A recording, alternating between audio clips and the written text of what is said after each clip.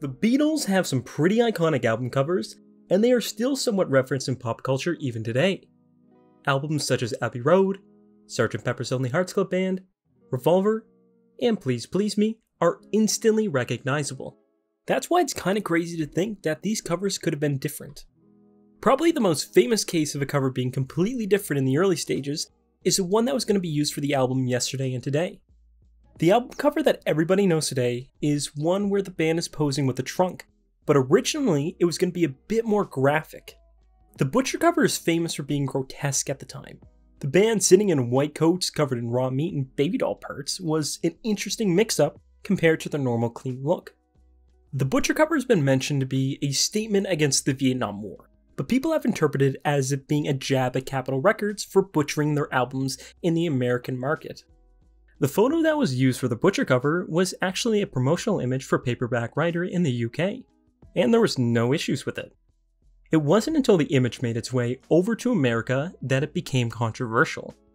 It's claimed that 750,000 copies of Yesterday and Today were printed with this cover, but very few of them were ever distributed. Capitol Records quickly acted once they realized how much controversy would follow the release of this album. They quickly ordered that the stores not sell any of these copies, and for the album to get a new image. This new image was the trunk photo that is used today. They wanted it to be plastered over the front cover of all the Butcher copies. If you own an original Butcher album, it's worth a lot of money. The ones that have been plastered over, though, are not worth as much. You can even actually peel off the trunk cover, and then you have a Butcher copy. One interesting thing is that this album cover could have been even more grotesque. John originally suggested they cut off Paul's head, so that would have been an entirely different thing. Revolver has one of the more extravagant album covers. It was designed by Klaus Voormann. The collage of real photos and drawn art is masterfully put together, and it's hard to imagine any other look.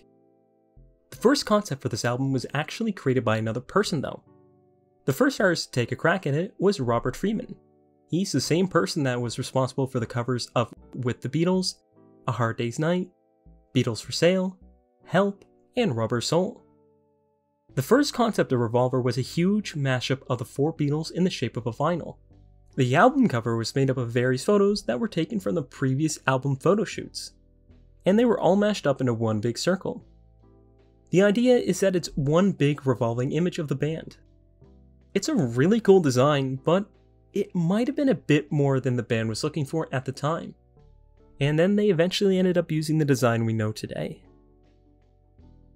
Sgt. Pepper's Lonely Hearts Club Band is a massive mashup of various cardboard cutouts and wax figures of many different influential figures of the time. Included are athletes, actors, musicians, scientists, and more. Each member of the band, except for Ringo, attempted to have somebody included into the background, but they were removed for one reason or another. When it came to any person who was still alive being included on the cover, they had to reach out to each person and ask permission to use their likeness. There was only one person that came back to them asking for any form of compensation, that person being the actor Leo Gorcey. So, you know what they did? They just removed him. They pretty much said they had enough people already, so what's the harm in taking out one? The idea of including Elvis originally was thrown around, but this didn't go anywhere because they saw it as somewhat of an insult. The Beatles held Elvis in too high of a regard to just include him in the background, so they just didn't want him there at all. John originally wanted to include Adolf Hitler and Jesus Christ. Jesus was to be included to be a little nod to the controversy when John ended up saying that the band was bigger than Jesus, but to avoid any more controversy with the American market, they ended up just, not having him at all. And for Hitler, John wanted him there just because he could have him there. Hitler actually made it pretty far into the creation process, so far that his cardboard cutout was actually made up. It's claimed that he even exists on the cover as well, but he's blocked by the Beatles so you can't see him, so you can take that with a grain of salt.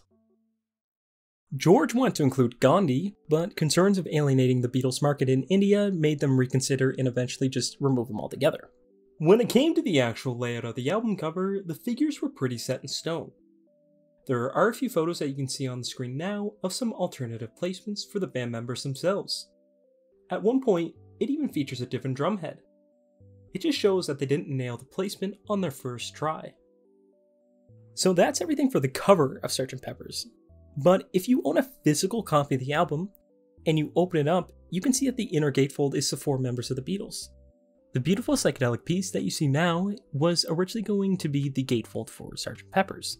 The Beatles were going to be airbrushed into it at a later time. But it never ended up coming to be.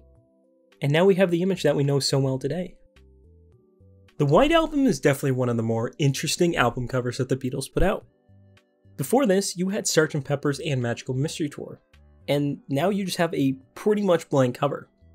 Because the cover is just completely blank, the album actually got the nickname The White Album pretty much based off of that. In the early planning of the album cover, there was a few ideas thrown around. Paul wanted something that had a lot of contrast to the bright and colorful albums that came before it. Some of the concepts are on the screen now. This beautiful art piece that has a lot of intricate details was originally considered, but eventually turned down. And this piece of art was also submitted for a potential cover, but it was eventually thrown out. But the thing is, it was actually used for the cover of the Beatles Ballads compilation album. Let It Be has 4 photos of the Beatles in a square format. It's pretty basic, but when the album was originally titled Get Back, the cover was actually going to be the same as Please Please Me. The band went back to the original photo location at EMI Studios, and they took a photo together looking down at the camera. As you know, Get Back ran into a lot of issues and got delayed, and then it got renamed into Let It Be. However, the original album cover photo ended up being used for the compilation album 1967 to 1970, or known as the Blue Album. These were some of the bigger potential changes for album covers over the years. For some of the more simple design albums that had just the band in a photo shoot, they had a lot of different photos taken. Here are some of the potential photos that could have been used as the album cover but never ended up being used. Please Please Me, with the Beatles,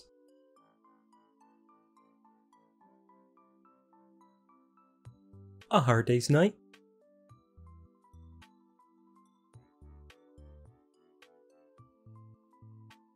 Beatles for Sale, Help, Rubber Soul,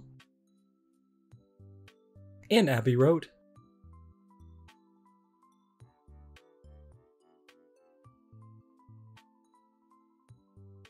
For some of their albums, the cover is actually different depending on where it was pressed. This is a trend that was more common in their earlier albums, but as time went on, it became consistent across the board.